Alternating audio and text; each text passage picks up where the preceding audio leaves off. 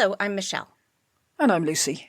Welcome to another Cameo episode. These short episodes will be slotted in between the other ones and will cover people who made a fleeting yet tantalizing appearance in other episodes. We don't always have a lot of information about them, so they can't have a full episode of their own, but they're too interesting to abandon completely, and they fill in the gaps and enable us to create as full a picture of the era as we can. And today, the other York sisters. Yes. Elizabeth of York's sisters, and not Cecily, because we've already covered her. Not Cecily, not Elizabeth. Right. And the only thing I know about the rest of them is one of them ends up in a convent. That's it. Yeah, and some don't make it to adulthood, so sadly I haven't included them. So not George or Margaret. So okay. The rest. So that leaves Mary, Anne, Catherine and Bridget. Bridget. That's the one I know. That's the convent one, yes. Spoiler alert! First of all, I think I have an apology to make. Oh? Not to you, Okay. but to Ralph Scrope of Upsall and Masham. Oh no! Because I wrote Cecily's song about him, and I based my reading of his character purely on the fact that Masham rhymes with Thrasham. Uh-oh. So I deliberately maligned him just for song. just for comedic effect. Yes, and I'm very sorry. Nah. So what's he going to do? Sue me? So yes, the other York sisters. So starting with, my granddaughter is now going to tell us. Mary of York. Aww. Mary was born on the 11th of August 1467 at Windsor Castle, 18 months after her sister Elizabeth. So not much time wasting there. No, hence why they had wet nurses. Mm. Have we ever explained that? Yeah, I think we have. I think Okay. we've done wet nurses. We can tick them off. Okay. Her christening took place the following day, Well, that's quick. and I wondered if it was usual to christen the child the next day. Arthur was 4 days later, wasn't Yeah. it? 4 or 5 days later. Maybe Mary was a sickly baby. Maybe. Maybe they weren't certain she was going to live. Have we done midwives? Did we do anything on midwives? Nothing, not at length. Okay, because I was thinking about that the other day, and this can stay in. I recognized, or I realized, and I'm sure I've read it before, but I didn't know midwives could do the baptism in utero. Oh, they can do baptism. They're the only women Yes. allowed to do baptisms as well. Yeah. Interesting. They're Yeah. that careful with the baby's souls that, although technically, from what I read, they're not actually supposed to do the baptism unless the baby takes a first breath, so comes out. But there were some that were done in utero, like the baby was not out and they still did the baptism. I suppose if the mother's begging you to, Yeah. please make sure it goes to heaven. Yeah. Gosh. What a horrible... Yeah. Anyway, back Yep. to the episode. Lighten the mood. Sorry. The ceremony was taken by Cardinal Bourchier. We speculated at length in Cecily's episode about Bourchier's role in the lives of the York family. Mm-hmm. To no particular conclusion. No. But we carried on speculating. Mary was taken to Sheen, where she was brought up by her sister Elizabeth. No, she wasn't. She was brought up with her sister Elizabeth. I was going to say. Yes, who was 18 months older than her. With her sister Elizabeth, cared for by Margaret Lady Berners. Yes. And I looked her up on Wikitree, and of course she was caring for them because she was originally a Bourchier, and they seem to have their finger in many pies, this family. Yes. Anyway, that's her childhood done and dusted. Oh, jeez. Well, just grew up. By 1475, her sister Elizabeth was betrothed to the Dauphin of France. Mm-hmm. And her younger sister, Cecily, was also betrothed to various members of the Scottish royal family, as we heard. Well, alternating members of the Scottish family. But not Mary. She wasn't betrothed to anybody. Well, And that wasn't because she was plug ugly or smelt of herring or anything. The reason for this was that she was the backup should Elizabeth die. Oh, that's a horrible thing to say. Isn't it? She'd be betrothed to the Dauphin. She was on the substitutes bench, effectively. Jeez. There seem to be a lot of backups in case Elizabeth should die, don't there? Wow. Yeah. Because Cecily was the backup in case Elizabeth should die and she couldn't marry Henry VII. Seventh. Thought, oh, never mind, I'll have Cecily instead. Wow. Yeah, but I think this is the first time we've come across where somebody does not get betrothed because they are a backup. It's like having an heir and a spare, isn't it? Yes. But who else had that occur? I don't remember ever coming across that for Isabel and Ferdinand with all their daughters. I know once their eldest Isabel did die, they'd married one of the younger daughters to the King of Portugal, but that wasn't... I don't remember that being in the initial wedding contract. Ooh, Yeah, ooh, I thought that's awful to contemplate. not nice. For both Elizabeth and Mary. Yeah, and the parents. I mean, they're both losing out, really. Yes. Mary attended all the events that we've seen in Cecily's episode, the tormenting of her grandfather, Richard Duke of York, sticking his head back on, the wedding of her little brother Anne. No, her wedding of her little brother Richard. Sorry. I'm very tired. The granddaughter here for a week. I'm very tired. All of a sudden, a boy named Sue comes into our episode. The wedding of her little brother Richard to Anne Mowbray, being made a Lady of the Garter, although she wasn't able to attend the ceremony for this. I don't know why not. But then, eventually, a marriage was arranged for her. So I guess that's the time that the betrothal between Elizabeth and the Dauphin was off. Yeah. Poor little Mary of Burgundy is over there now. Mary was to marry Frederick I of The Holy Roman Emperor? Denmark. Hey, we have a king! Does he know? Well, it doesn't matter whether he knows or not because it wasn't to be, as with so many things in Denmark, as Mary died. May 1482, aged just 15. Do we know of what? No. Okay. No. I wondered, this christening early thing and not being able to attend the was she not Lady of the healthy? Garter. Yeah, was she quite fragile? Well, we might not have much detail about her life, but we have a lot of detail about her funeral. Okay. The cortege set out heading for Kingston upon Thames, and every parish they went through sent out dignitaries and rang the church bells. All except Wandsworth. Oh. And I don't know why. Oh. I don't know why they didn't comply, and I don't know if there was any comeback on them because they didn't. We just know that they didn't. So if there's any people living in Wandsworth or local historians from the area, why didn't you ring your bells? Yeah. I'd just like to know. The following day they continued their journey towards Windsor, accompanied by 20 to 30 poor men and young girls dressed in white linen and carrying white candles. I always think it's so weird that you think poor people have a more direct line to God, so you're going to have them in the procession. Yes, surely it would make you think, I've got too much money. Yes. I'm the camel that can't go through the eye of the needle. Yes.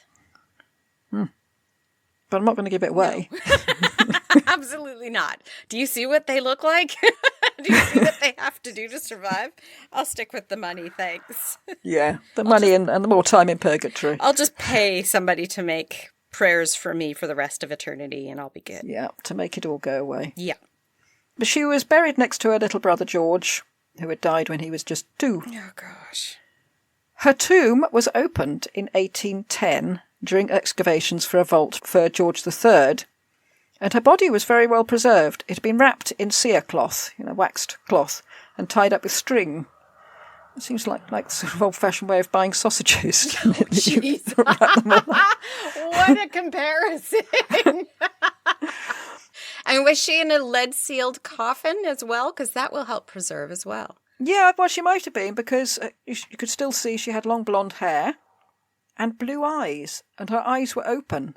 Oh, creepy. But as soon as they were exposed to the air, Bacteria. they disintegrated. Yeah, So, of poof. course. I mean, what? That's a weird image, isn't it? Yeah. You look and think, oh, she was really, oh my God, her eyes are exploded. I don't find it that weird because I also have a fascination with Egyptian history. And quite a lot of the mummies, as soon as they're open to exposed air, they just disintegrate so quickly. It's Yeah, so but just the fast. eyes. I got the impression it was the eyes went rather than the rest of the body. I don't know, maybe the whole thing was going, but I just imagine she's looking out at you in these glassy blue eyes, and then suddenly they just crumble into nothing. Oh, that would be creepy. That would haunt you. It would haunt me. Ugh. Yeah. Well, I think the answer is don't go fiddling about with people's graves. Yeah. Just keep out of them. Don't open it and kiss them like somebody we know. Oh, yes. Yes. Oh. Ugh. Dirty man. Anne of York. Anne was born on the 2nd of November 1475, when all Edward IV's trials and tribulations were over, and he was safely ensconced on his throne. And there was a new nurse, Agnes Butler. I recognise that name. Yeah, I did seem familiar. I mean, we've got Eleanor Butler. Yeah. Yeah.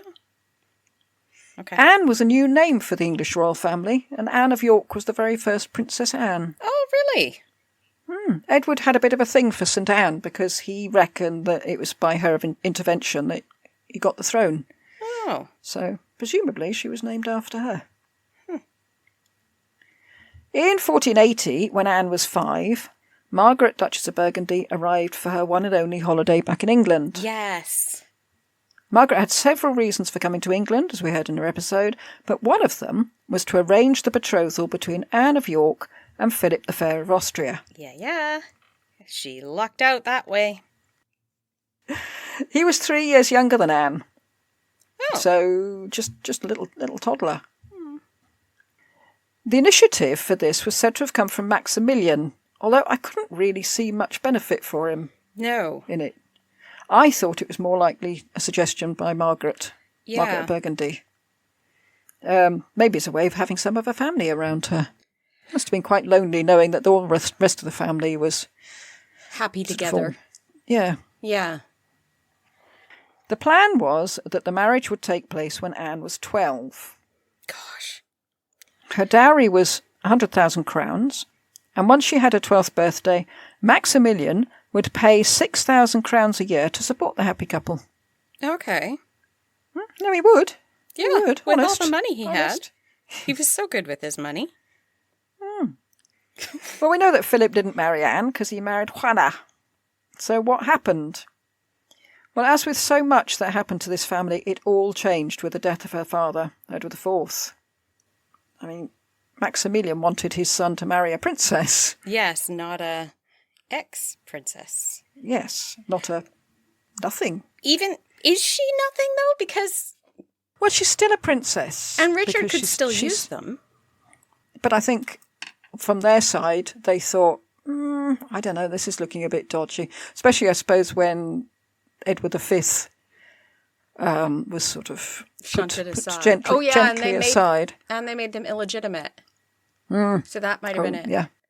I was just thinking because, Henry VI's wife was not a daughter. She was not a princess.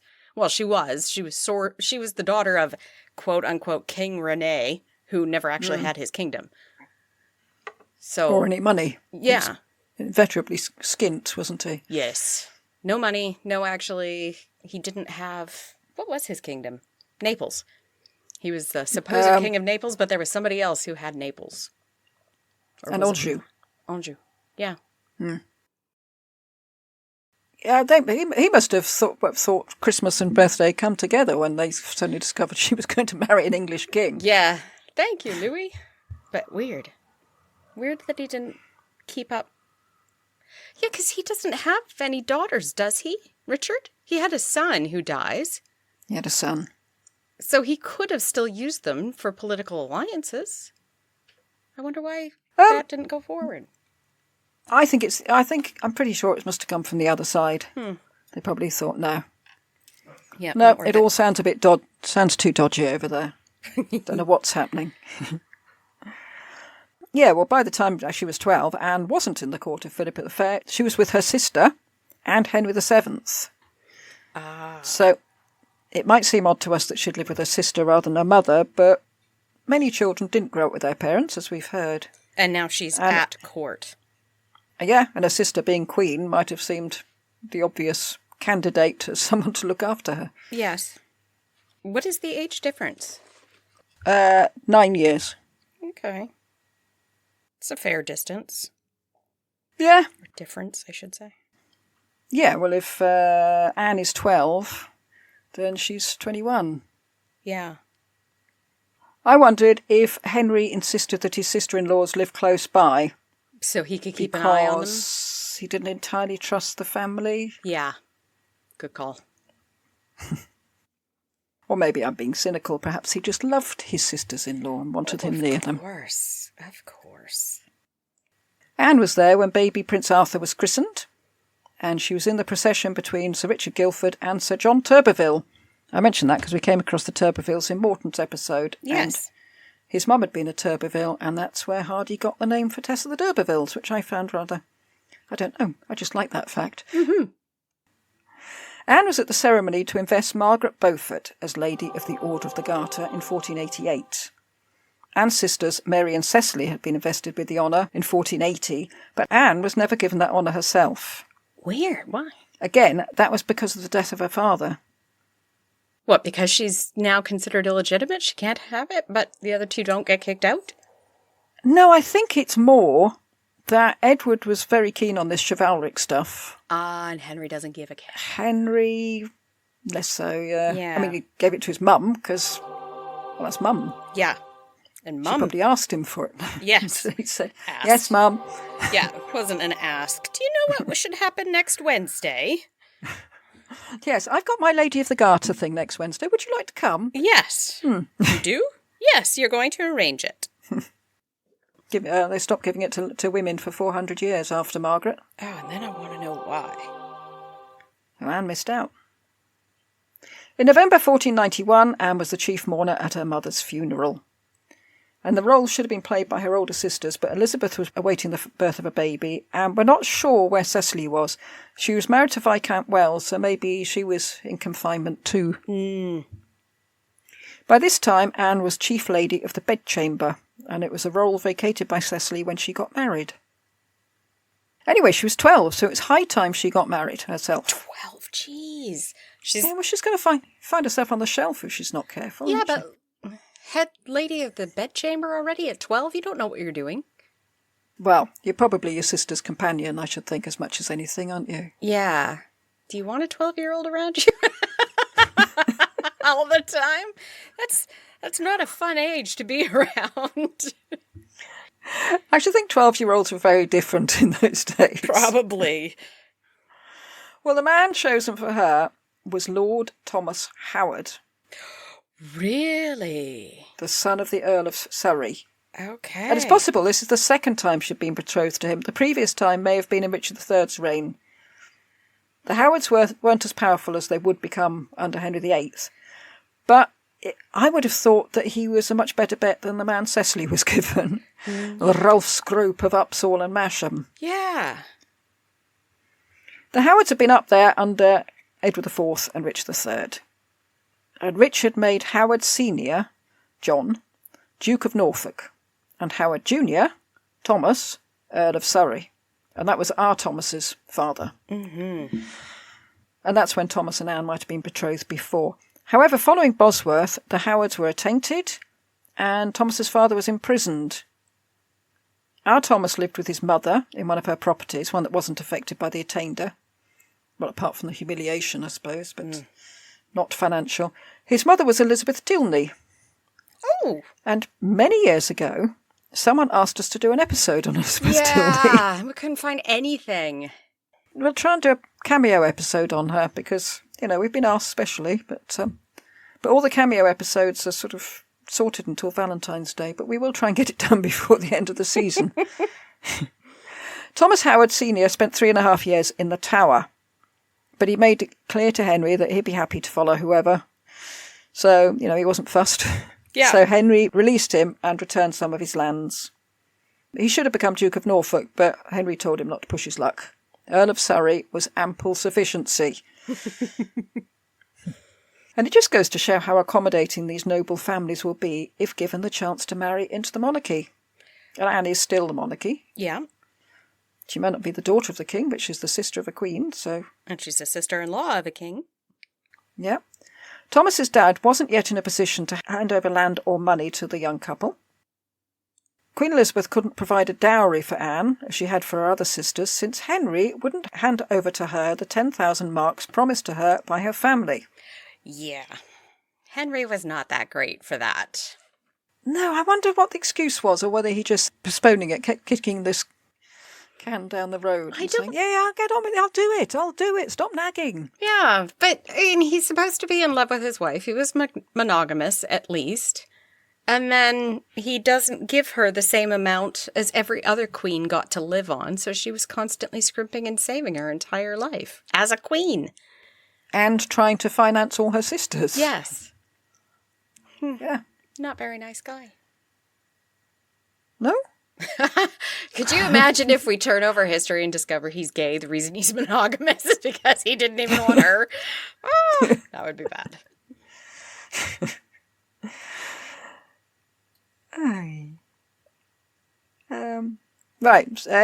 Elizabeth and Surrey had to negotiate terms, and given all the other massive and complicated dowries we've come across, this one seems quite simple and domestic. Surrey promised to give them some manors when his mother died. By manors, we mean like houses and states, not houses, pleases and thank yous.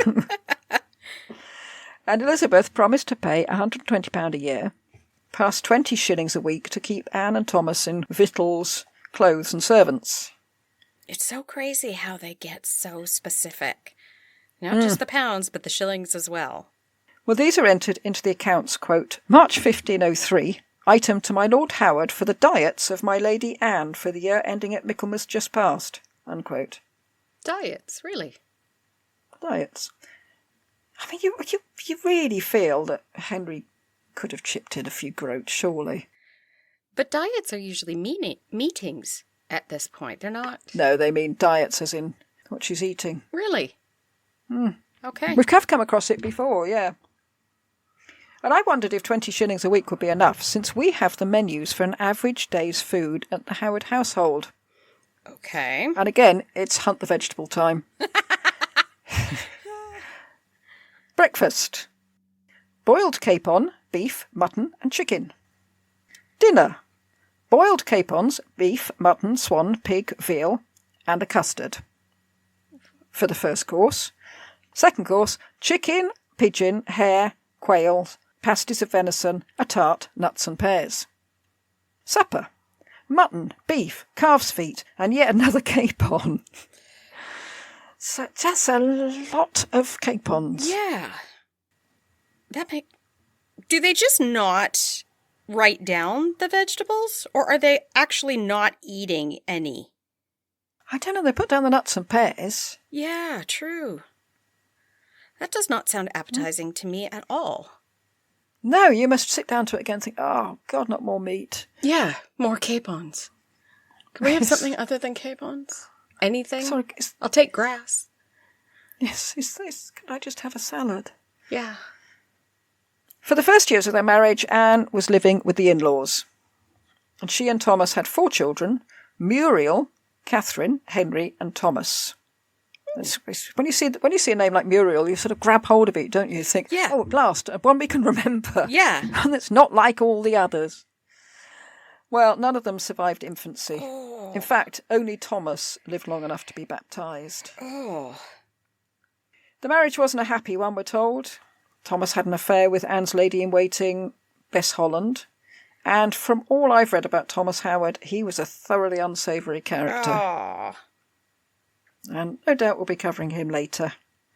Then they lived close to court, so Anne could visit Elizabeth often, and Thomas could hang out with the clique surrounding Prince Henry. Even though he was 17 years older than the prince, which is Creepy. not a good image. Yes. Yeah, an old fool trying to be down with the kids. Yeah. But this stood him good stead when Henry VII died and young Henry became king. And he gave them several manors and land, including some that had been confiscated by Henry VII. Reversionary benefits. And then suddenly we're reading about Anne's death, sometime in 1512. It seems to happen with all these York children. Death comes suddenly. For us, I mean, not for them necessarily. It might have been dragged out for months for them, but suddenly it says, oh, and they died. She was only 37. She was initially buried in the Cluniac Priory in Thetford, but after the Reformation, the Duke of Norfolk petitioned Henry VIII to keep the priory, but to turn it into a parish church, since not only was Anne buried there, but Henry Fitzroy, the king's illegitimate son. But it fell on deaf ears, so later Anne was reinterred at their property in Framlington. I'm not sure what happened to Henry Fitzroy's body. We'll do an episode on him, so we'll find out. Thomas Howard was later, much later, buried next to Anne, but on her left rather than on her right because she'd been a princess.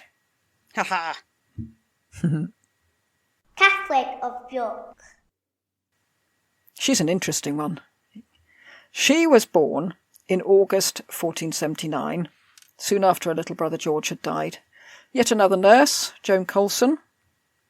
Edward IV was straight in there with the wedding negotiations soon after Catherine was born.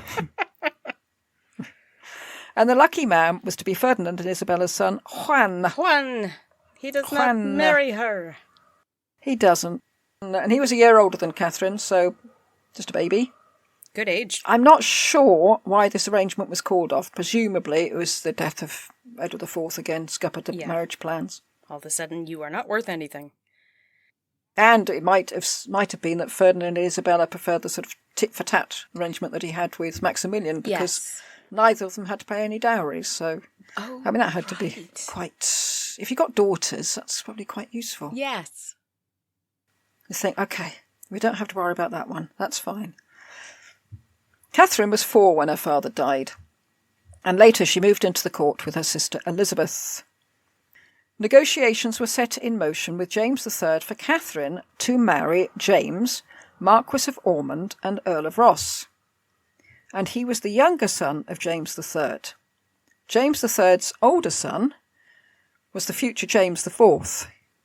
So this is the younger of his 2 sons called James, and he was the one who was lined up for Cecily if James IV should died, even though at that point he hadn't been born yet. Right. They were just hoping there would be another James, and luckily there was. But it doesn't really matter how many Jameses there were. She didn't marry any of them, as the negotiations broke down on James III's death. Well, we've seen a few men that Catherine didn't marry. The next one she does. She's 16, so not too bad as these things go. Mm-hmm. Then she married William Courtenay, son of the Earl of Devon, in 1495. Courtenay. We know that name. Yes, we do. You can see why Henry VII might have favoured him. The Courtenays were staunch Lancastrians. William's grandfather, I think it was his grandfather, the family tree is a bit confusing. He'd been executed after the Battle of Towton and had then been attainted by Edward IV. William's father, Edward, had fled to Brittany to be with Henry Tudor and had fought at Bosworth. Yeah. So once he took the throne, Henry returned all the Courtenay land and money.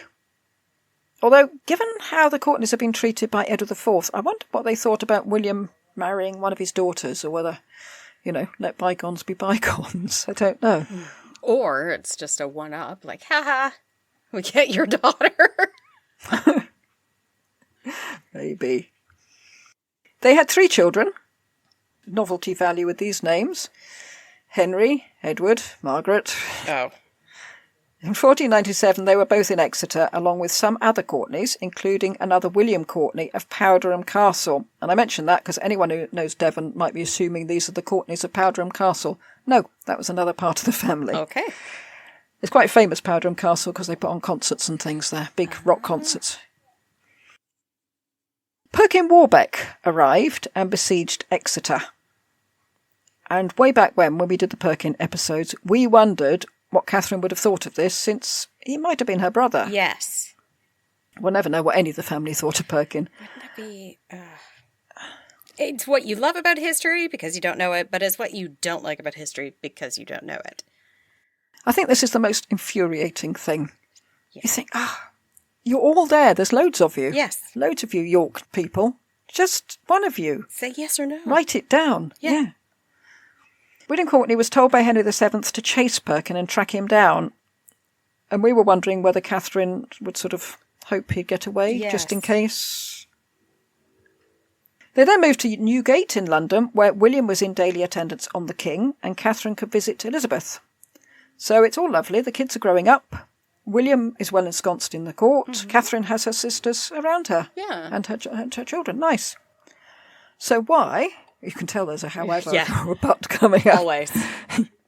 So why, in 1502, was William Courtenay charged with treason? Dun, dun, dun. Robert Curzon had been sent to the continent by Henry VII to investigate what Edmund de la Pole and his brother Richard were up to. Yes. And was anyone else implicated? Yes. And this might be where you remember the name from. Yep. And yes, they were, it turned out. Up to their eyeballs. James Tyrrell, the murderer of the princes in the Tower, according to Thomas More and Shakespeare. William de la Pole, the youngest brother. Sir John Wyndham, possibly something to do with the pub where my daughter lives, which is called the Wyndham Arms. Not the one that wrote The Day of the Triffids. That's a different John Wyndham. And William Courtenay. So was William Courtenay guilty of treason? Probably not. He knew James Tyrrell and he knew Edmund de la Pole. And he had dined with Edmund on the day before he fled. So it's a bit damning, but hardly conclusive. I mean, I know people, but I'm not in league with them if they get up to anything treasonous. Would he really have involved himself in a plot to overthrow his sister-in-law? It's possible, but I didn't feel it was likely. No, not enough benefit for him to be willing to do it. No, they were nicely set up. Yes. Really, Catherine and William. So what happened to them all? Tyrrell and Wyndham were executed. De la Pole was imprisoned for the rest of his life. That's 37 years. And William Courtenay was also imprisoned and attainted. And he remained in prison for the rest of Henry's reign. All the property belonging to his father, which would have gone to William, would revert to the crown on his father's death. So where did this leave Catherine? Destitute and living with her sister. Well, she would have been. I was going to say the sister steps in again. She must be fed up with it. She must think, I've constantly got to finance my sisters because of my husband. Yeah. Queen Elizabeth, she found a safe home for Catherine's children. She took Catherine in and provided her with money. She sent warm clothing to William in the Tower. And she's in a difficult position, though. She's stuck between a sister and a husband, and it's not easy. I don't know whether that affected the sisters. We don't hear, your husband locked up my husband in the Tower when your husband was trying to overthrow my husband. We don't hear any of that. It might be going on behind closed doors. But the fact that Elizabeth is helping Catherine seems unlikely. Catherine spent her time in court helping to bring up Prince Henry, and that would definitely pay dividends later. She then went on progress with her sister, and it was while she was on progress that she heard that her little boy Edward had died. Gosh. He went quite quickly. She didn't get time to reach him, so maybe sweating sickness. The Queen paid for his funeral, as well as presents for the boy's nurse and the cradle rocker, so they obviously didn't hold them responsible. So it wasn't neglect, obviously. The other two children, Henry and Margaret, joined their mother at court for Christmas. And then, in February 1503, Queen Elizabeth herself died. And this was a devastating blow for all the York sisters, but Catherine in particular must have been worried sick about what would happen to her and her children now. Catherine was chief mourner, and that was a role that should have been taken by Cecily, but she had recently been married without Henry's knowledge or consent, so she'd been banished from court. Or she was too upset. We heard both reasons. Catherine could only take over on the second day of mourning, since the first day her wardrobe wasn't ready. I'd love to come and mourn, but I haven't got a thing to wear. After that, Catherine, presumably with her two children, went to live with her father-in-law in Devon. But as we've heard, the land that her father-in-law owned would not stay in the family after his death, but would revert to the crown. And in 1509, Catherine's father-in-law did die. So what would happen to Catherine and her children now? Well, it was not as bad as it might have been, partly since the Earl of Devon had made provision to using land not affected by the attainder. So little Henry received 100 marks a year and Margaret received 200. Oh, not bad at all. And partly because Henry VII died. Of course, that's why. Henry VIII was obviously fond of the aunt who had helped bring him up. So he released William Courtenay from the Tower, returned his lands to him, and granted him his earldom. And William found himself right back in the heart of things, including taking part in jousts. I once thought he'd had a chance to practice. No. He must have get a bit rusty at it. A celebratory joust following the birth of Henry VIII's first son, also called Henry, saw Henry VIII playing the role of Coeur Loyal, while William was Bon Valeur. Loyal heart, bull. Sadly, as we know, little Henry didn't live for very long. Yeah. In 1512, William died, and his 15-year-old son Henry became Earl of Devon. Henry VIII granted Catherine all the Courtenay estates for her lifetime to be passed on to her children. Oh, nice. See, he was nice once. Yeah. Well, this is early days, isn't it? Early years. Yes. No, we're on to nice Henry at the moment. Yeah, still totally generous and stupid with money. Yes. Just leave me alone. I just want to get on with jousting and things. Just give us some money and then I'll going out hunting. Catherine took a vow of chastity. And this may have been out of love for her late husband, but it's also been speculated that Henry VIII made this a stipulation for getting her lands back. Oh. Because he may have been fond of his aunt, but he may not have felt the same about any man she might marry. And he might not have wanted to build up a power base in the southwest. Really? So for someone who didn't know who it'd be. God, could you imagine broaching that with your aunt? Oh, by the way, you can't, you know. Yes. Yeah, well, I'm glad we've had this little chat, Catherine. Yeah. I think we've got it all sorted now, haven't we? Wolsey, go and explain it to her. And Wolsey's like, don't do the thing I do. Do as I say, not as I do. Another awkward conversation. She's thinking, well, what's that? Grab money? Yes. Grab power? Get arranged to have people murdered in Rome? What is he talking about? Yes, which one? She was femme sole now. And when Margaret Beaufort became femme sole, she took a vow of chastity, didn't she? Yes. But the interesting thing was that Catherine took the vow of chastity before the Bishop of London. Now, we've come across two bishops of London. Yes. There was Richard Hill, and he was the one who excommunicated John Morton, who was the Archbishop of Canterbury. Which in a very sassy move, really, wasn't it? It wasn't him, it's the other one. Richard Fitzjames, the man who made a murder look like a suicide and put a dead body on trial. Yeah. So, he Great gets everywhere. all round. Catherine was still very much a favourite of her nephew Henry, and she was godmother to Princess Mary. Oh. But she wasn't at court much. She spent most of her time at Tiverton Castle. I don't know why I love that name, Tiverton. It is now nice, yes. We were going to go there last week because we were passing near there, because we suddenly discovered that we're passing by on the Friday and it's not open on a Friday. Oh. But we will go. It's not very far away. Yeah. I had hoped to have gone before this episode, but you know what we're like. Yes. She was very much part of Devon life. And a rood screen presented by her to Ken Church can still be seen. And that's a place, by the way. It's not a person. It's not called... Here you are, Ken. Have a rood screen. It's the church in the village of Ken. Because most rood screens were removed during the Reformation. Right. And for people who don't know, a rood screen separates the nave from the chancel, and it was removed when Protestantism said that the priest shouldn't be separated from his congregation. Yep. They should be all one big happy family. But they've still got theirs. Catherine was generous to the poor and very pious.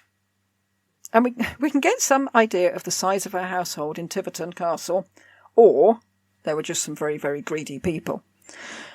Over a year, the accounts record that they chomped their way through 49 oxen, 1 bull, 499 sheep, 292 dried hake, 2,692 buckhorn, that's dried fish, goodness. 2 tons of cider, 3.5 butts of Rhenish wine and malmsey, and cloves, cinnamon, ginger, saffron, licorice, comfits, rice and sugar candles.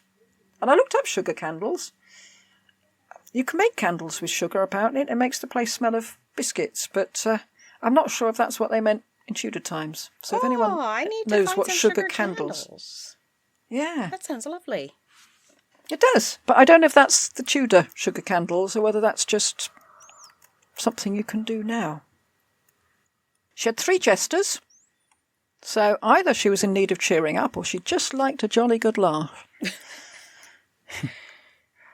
Thomas More said of her that she was, quote, long time tossed in either fortune, sometimes in wealth, oft in adversity. At the last, if this be the last, for yet she liveth, is by the benignity of her nephew Henry VIII in a very prosperous estate, and worthy of her birth and virtue, unquote. Which is quite nice. Yeah, so he has a high opinion of her virtue, obviously. Otherwise he wouldn't have written Yeah, that. and her wealth, because, in fact, it was very nice, since her estates brought her an annual income of £2,750. Wow. That's about 1.5 million in modern terms. Wow. Annually. Very wealthy woman, annually. She signed herself Princess Catherine, Countess of Devon, daughter, sister and aunt of kings. And being the aunt of the king was proving to be very profitable indeed. Mm. Of Catherine's children, it seemed that Margaret predeceased her. Henry went on to be very much part of Henry VIII's court. He was created Marquis of Exeter and was sent to France to attend Princess Mary, his sister, after her marriage to Louis XII. On the return to England, he served in the Privy Chamber. He married Gertrude Blount, and I wonder if she was a relation of James Blount, John de Vere's less than successful jailer, who ran away from the jail with him. And isn't Elizabeth Blount or Bessie Bessie Blount? She's one of Henry's mistresses. Bessie Blount, it sounded like imagine her being quite a nice roly-poly sort of woman. Comfortable. Yeah. And we'll definitely be doing an episode on Gertrude, and probably Bessie, next season. Yes. Because 1529, during the divorce proceedings of Henry VIII and Catherine of Aragon, Gertrude very publicly took Catherine's side. Ooh. This put her at odds with the king. Dangerous. Yes, he forbade either her or Henry from contacting Catherine of Aragon or her daughter Mary once they were banished from court. Gertrude was still very much Team Catherine, but must have hidden it well, since she was godmother to Elizabeth. Oh. Anne Boleyn's daughter, that Elizabeth, the Elizabeth. When Henry VIII was obviously tiring of Anne, Gertrude made sure that Catherine of Aragon knew what was going on by briefing Eustace Chapuis. And more of him in the next season. And it was Gertrude who told him that the king was now convinced that Anne had been using witchcraft against him. At Anne's downfall, Henry Courtenay was one of the people who sentenced her to death. And nothing was more likely to put them back in favour with the king. He got rid of some troublesome problem for the king. Some excess baggage. Excess baggage. But then their luck changed. Henry, Gertrude and their 12-year-old son Edward found themselves in the Tower. Oh, why? It was all to do with the Pole family. Uh-oh. Not the Diller Poles, the Poles. Yeah. Margaret Pole's sons, including Reginald Pole, were accused of trying to put Henry Courtenay on the throne. Did they really, though? Did we? Oh, I guess we'll find out next season. Never mind. We'll find out next season. Yes, I didn't delve into it. Don't answer that question. Because I thought, no, that's for next time. Henry was tried and executed. Gosh. As you say, we'll hear about it next season and beyond, since little Edward Courtenay was eventually released by Mary I. Oh. But then he was sent back to the Tower when he was involved in the Wyatt Rebellion. You did not learn. And when he was released, he went to Italy, where he died, apparently having been assassinated on the orders of Philip, Queen Mary's husband. Really? Oh. So he'll be an interesting one to do next time. You just ruined it all. Don't put any of that in. No, leave it in. Well, people have forgotten. I mean, there's going to be years away that we That's do why this. Never mind, ignore me. Catherine saw out her last years quietly in Tiverton Castle and fortunately didn't live to see the execution of her son. If she had done, would Henry have spared her, or would he have arrested her as part of the plot too?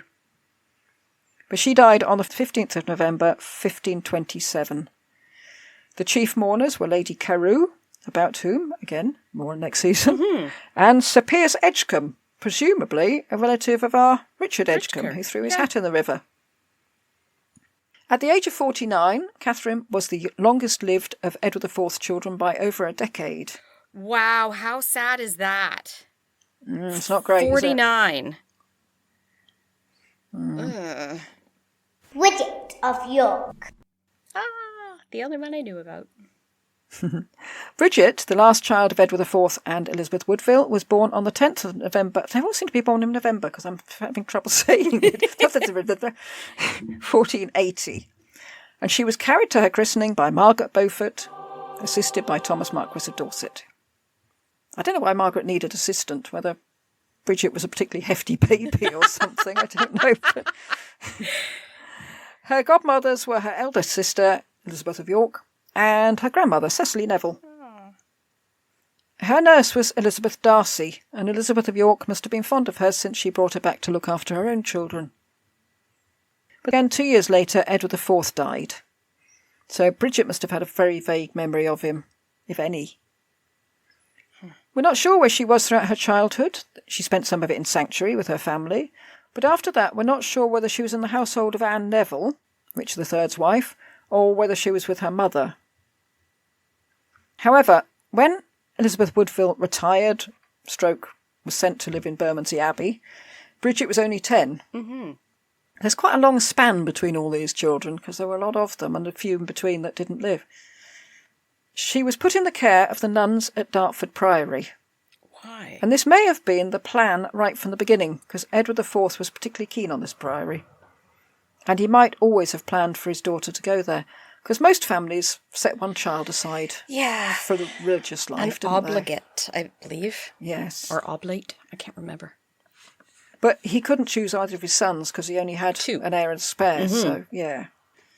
He had plenty of daughters. Bridget would not have been allowed to become a nun straight away.